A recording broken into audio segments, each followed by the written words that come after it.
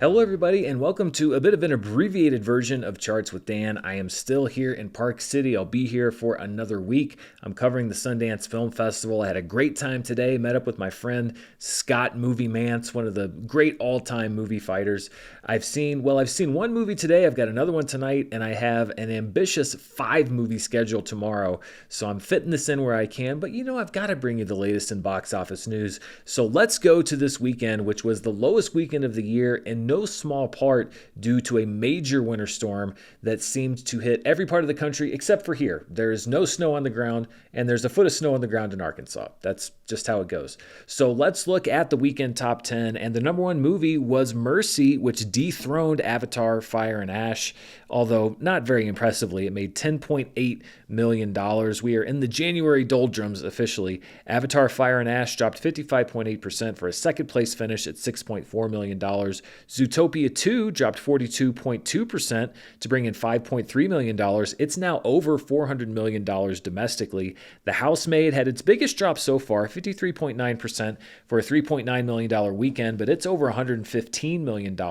Marty Supreme had the smallest drop of any movie in the top 5 at 36.2% off of its multiple Oscar nominations. It brought in $3.5 million as it still tries to become the first A24 film to break $100 million domestically.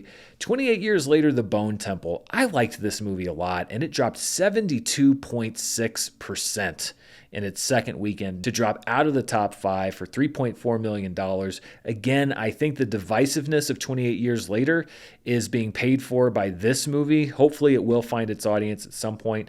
Return to Silent Hill comes in 7th place at $3.25 million. Then we have the re-release of The Lord of the Rings, The Fellowship of the Ring, which brought in an estimated $2 million. Hamnet makes its third trip to the top 10 with a big expansion following the Oscar nominations, a 37.5% increase in business from last weekend for $1.8 million. And The Lord of the Rings, The Two Towers rounds out the top 10. Some sources have Two Towers and Return of the King both at $1.6 million, but I have Two Towers holding number 10 by itself for a $4 million total in this re-release cycle. Dropping out of the top 10, we have Anaconda, which is out after 4 weeks. Primate is out after 2 weeks, and Greenland 2, Migration, is out after 2 weeks. And looking at the biggest theater count changes, again, there was some weird stuff going on with Lord of the Rings, conflicting sources as to how many theaters it dropped, so I didn't include any of them in this particular chart.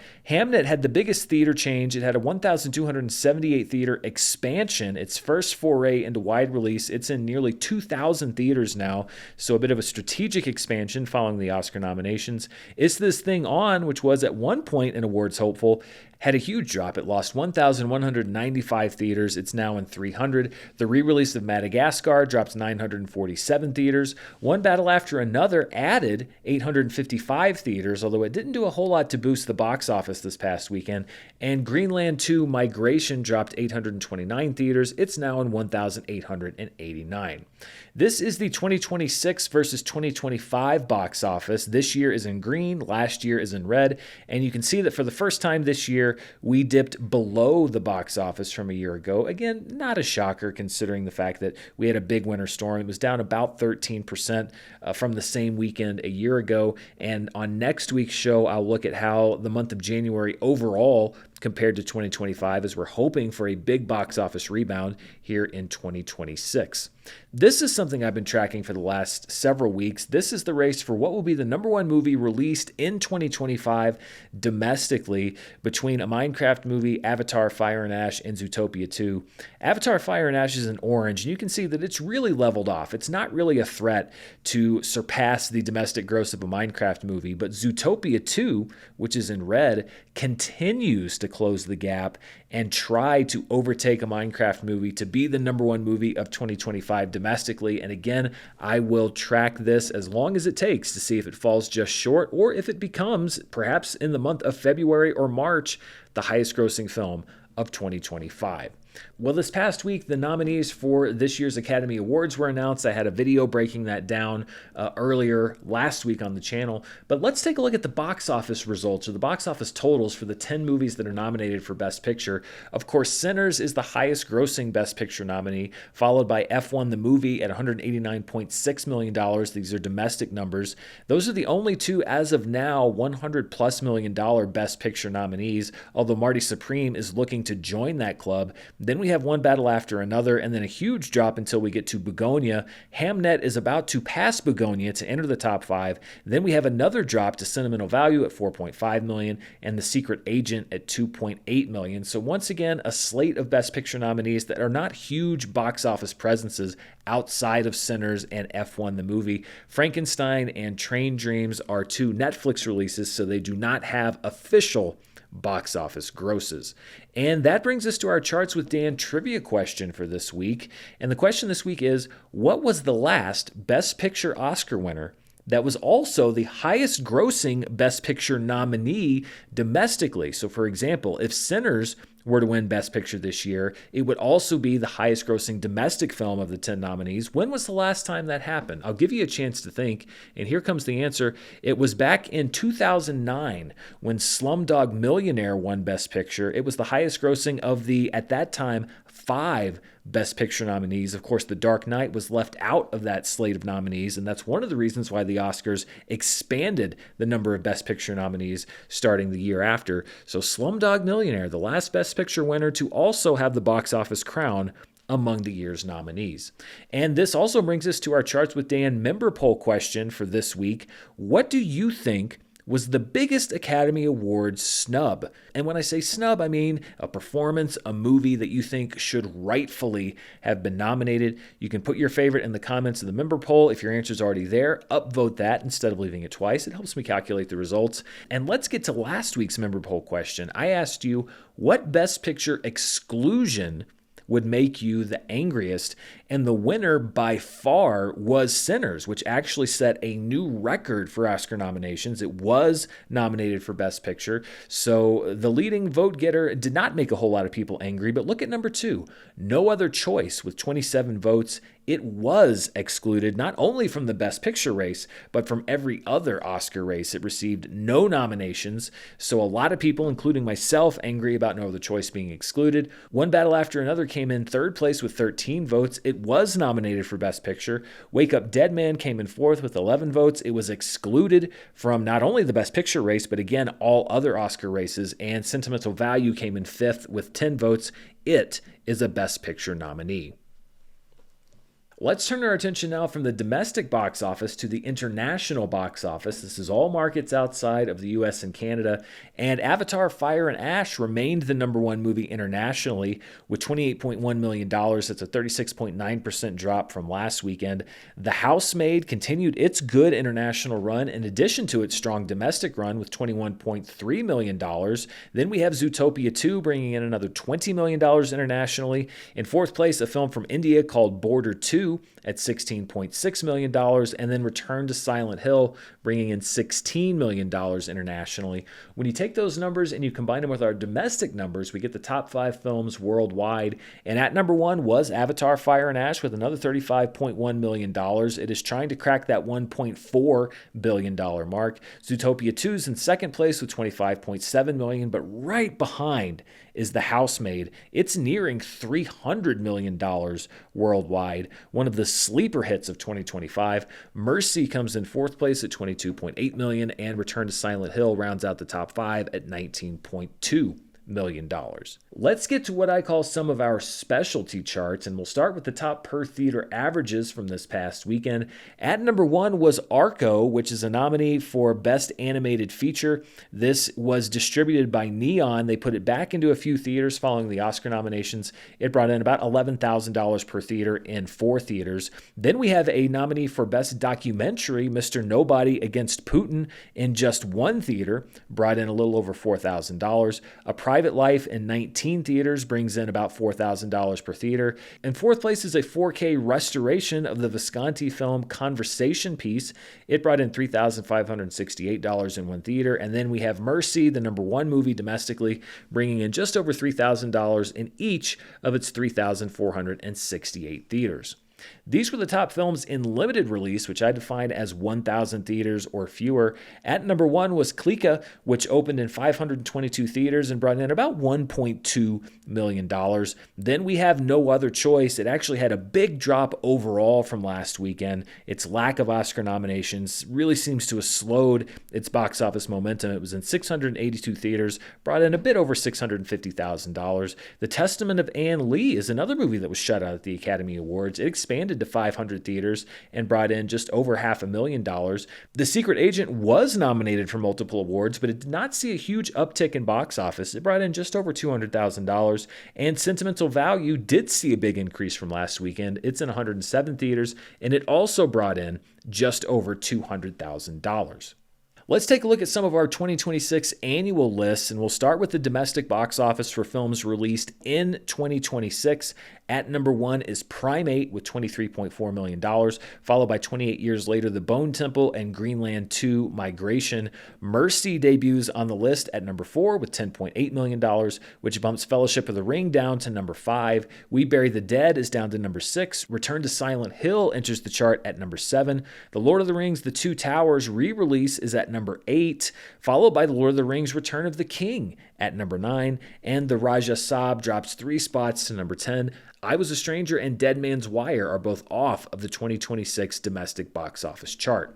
But when we look at the box office as far as all tickets sold since January 1st, including movies that were released in 2025, the easy winner is Avatar Fire and Ash at $127.5 million, followed by Zootopia 2, The Housemaid, Marty Supreme, and Anaconda. Primate moves up one spot to number 6, which bumps the SpongeBob movie down to number 7.